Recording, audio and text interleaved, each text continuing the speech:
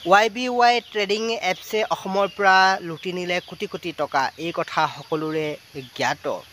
সহজলভ্য টকাৰ প্ৰতি থকা লোভৰ বাবে আমাৰ জনসাধাৰণে আনৰ হাতত তুলি দিলে নিজৰ সাঁচতীয়া টকা।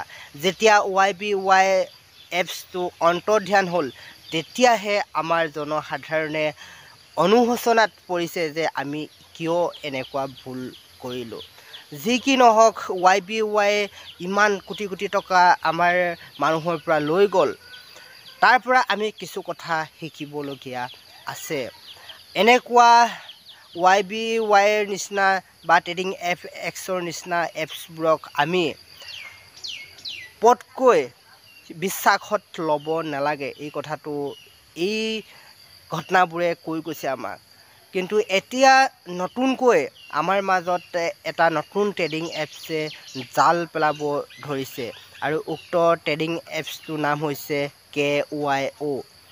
ইতিমধ্যে বহু মানুহ এই KYO ট্ৰেডিং এপছটোত সোমোৱা আমি দেখিবলৈ পোৱা গৈছে।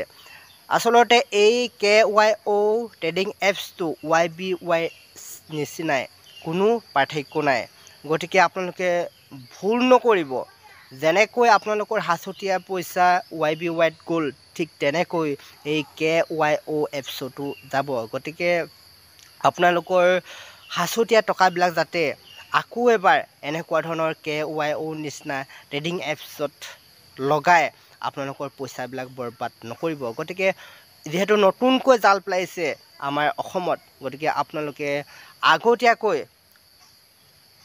সচেতন হ'ব বুলি ভাবিলোঁ আৰু আকৌ এবাৰ ভুল নকৰিব বুলি ভাবিলোঁ এনেকুৱা ট্ৰেডিং এপছত পইচা লগাই।